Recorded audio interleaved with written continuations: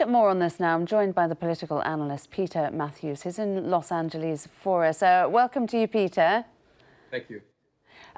President Trump clearly thinks that his country is being ripped off. He mentions tariffs of 270%.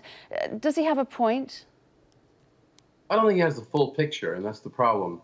If you look at it, there is a $552 billion trade deficit in goods and services that the U.S. has with the world. About $96 billion of that is with the European community. But on the other hand, he should note that it's not so much just having protectionism. That's not the main problem. The problem has to do with the United States being able to export products that the world wants, and also the world has to be able to buy them. So I would suggest that he's going overboard and saying and warning them not to retaliate against his retaliation. Doesn't seem very friendly, especially with the allies, and that has implications. But it is true, the $7 billion trade retaliation tariffs that the Europeans will be putting on the United States products is going to affect about 5 states, particularly the United States, and 3 of those states, that's Tennessee and Michigan and Pennsylvania, have a lot of electoral votes that could affect Trump's election chances the next time around. Yeah, I wanted to ask you about that, because some of these retaliatory tariffs that are being discussed, that they haven't just been come up with willy-nilly, have they? I mean, they're designed to cause political pain for President Trump ahead of the midterms. Yes, the midterms particularly, that's coming up in a few months, actually, and could cost him votes in those states for the Congress and to retain the House, but also in 2 years from now in the presidential election, which are targeted electoral states. You're right, it is targeted. It's going to have targeted effects, and that's a problem for him. But let's go to the larger picture. You know, the problem really has to do with the president really creating a trade war worldwide, which is detrimental to all of people in the world, including the middle class and the working people. He should work on getting the wages to be increased in the lower wage countries so that people there can buy the American products, and he should have the subsidies that the Europeans do. I think that's a very positive thing, to have the government promote products for the country and subsidize the research and development and help them make the products like they do in Japan and Germany. That's a very good thing. It creates export markets, and the country gets more jobs internally. The U.S. does not do that. In fact, we've been moving away from that under Republican administration, especially with Trump, cutting back on those kinds of things and not even wanting to do it. So I think he's really barking up the wrong tree in a sense.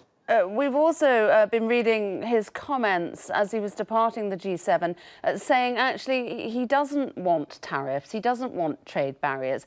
So which is it? Is he Mr. Protectionism or is he Mr. Free Trade? I mean, what are we to read into this?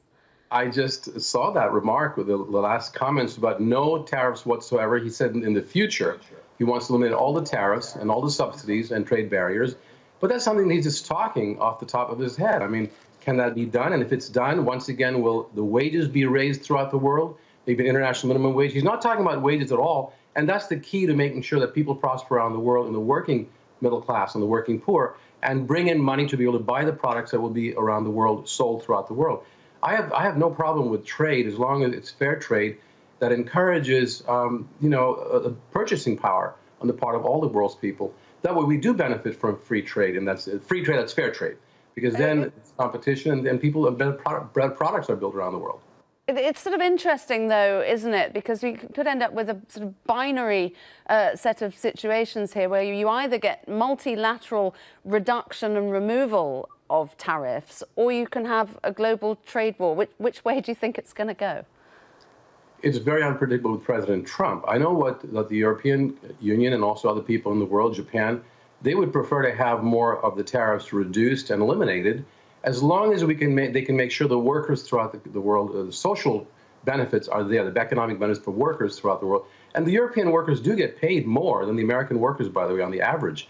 They get paid at least 1.5 times the income, hourly income, for example, and they have better working conditions. That's something the United States is far behind on, and that's what Trump should be talking about. He's forgetting that part of the equation completely. So I believe those two extremes won't happen right away, but it's very possible we could have a trade war that could be the worst extreme if it takes place, which it's already started to do. And Trump would be to blame mostly for that, for starting the whole war to begin with. I don't know if we just move on from tariffs for a moment, if you heard his comments about ahead of his summit in Singapore with Kim Jung-Un, saying that he feels that he will just know when he sits down, he'll know within seconds whether that meeting is going to be a success. Does that instill sort of a sense of confidence in you?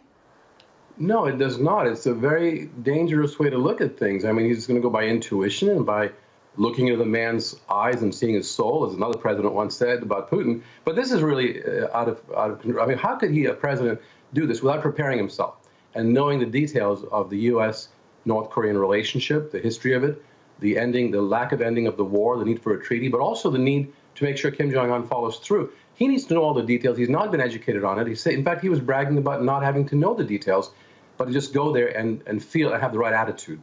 It's completely not only undiplomatic, it's not at all a logical or rational way of thinking of things. I'm really concerned that the whole summit could blow up because of this type of attitude. Sit down for a minute and see if he likes the guy or not. It doesn't make any sense. It's not professional in any way. I would advise the president to please, it's already in the 12th hour right now. It's a little late for him to get prepared more, but let's hope this doesn't happen the way it could happen.